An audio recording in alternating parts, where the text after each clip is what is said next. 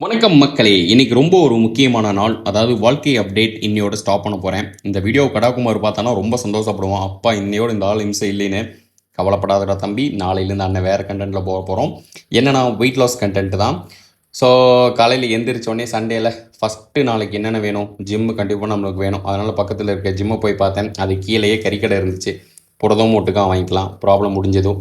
கார்டியோக்கு ஜிம்லேருந்து வீட்டுக்கு 2 kilometre up and down வரும். So அதனால் கார்டியோவும் கம்ப்ளீட்டு.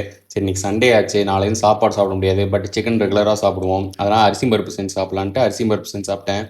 கோயம்புத்தூர் டிஷ்லேயே எனக்கு ரொம்ப பிடிச்சதுன்னா இந்த அரிசி பருப்பு தாங்க. சரி ரொம்ப போர் அடிக்குது, ஏதாவது படம் இருந்தால் பார்க்கலான்னு சொல்லிட்டு புக் மை ஷோவில் பார்த்துட்டு இருந்தேன். நம்ம தமிழ் படம் யூத் ஓடுச்சு. சரி இன்ஸ்டாகிராமில் எல்லோரும் நல்லா இருக்குன்னு சொன்னாங்களே, நம்மளும் போகலான்னு சொல்லிட்டு டிக்கெட்டை புக் பண்ணிவிட்டு போகலான்னு யோசித்தேன். சரி நம்ம அங்கே போனதுக்கப்புறம் புக் பண்ணிக்கலான்ட்டு அங்கே போயிட்டு அவங்களே ஒரு டிக்கெட் புக் பண்ண சொன்னோம் யூத் மூவிக்கு. அவங்களும் புக் பண்ணி கொடுத்துட்டாங்க. நானும் செக் பண்ணாமல் ஸ்க்ரீனுக்கு போனால், சார் இது வந்து யூத் மூவியில் வேறு ஏதாவது ஹிந்தி மூவினாங்க. ஐயோ ஹிந்தி மூவியும் டிக்கெட் செக் பண்ணி பார்த்தா ஆமாம் வேறு டிக்கெட்டு. அப்புறம் அவசர அவசரமாக ஓடி, மேடம் எனக்கு ஹிந்திலாம் தெரியாது, நானே தமிழ் தெரிஞ்ச அப்பாவி புள்ள, ஒழுங்கு மரியாதை எனக்கு யூத் மாற்றி கொடுங்கன்னு சொல்லி அவங்ககிட்ட பைட்டை போட்டு யூத் டிக்கெட்டை வாங்கிட்டு வந்து உள்ளே உட்காந்தேன். படம் உண்மையாலுமே நல்லா இருந்துச்சு. அவரோட வாழ்க்கையில் ஃபஸ்ட்டு ட்ரை நல்லா இருந்துச்சு. கண்டிப்பாக ஃபேமிலியோட போய் பார்க்கலாம். செம என்டர்டைன்மெண்ட்டு. அப்புறம் ப்ரோட்டீன் ஷேக் குடிக்கிறதுக்கு ஷேக்கரில் ஊர்லேயே விட்டு வந்துட்டேன். இந்த ஷேக்கர் வந்து சீப் அண்ட் பெஸ்ட்டாக இருந்துச்சு.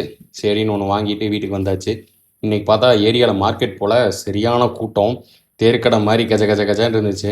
ஆனால் வெஜிடபிள்ஸ் எதுவுமே எனக்கு பார்த்தா ஃப்ரெஷ்ஷாக ஃபீல் ஆகலை.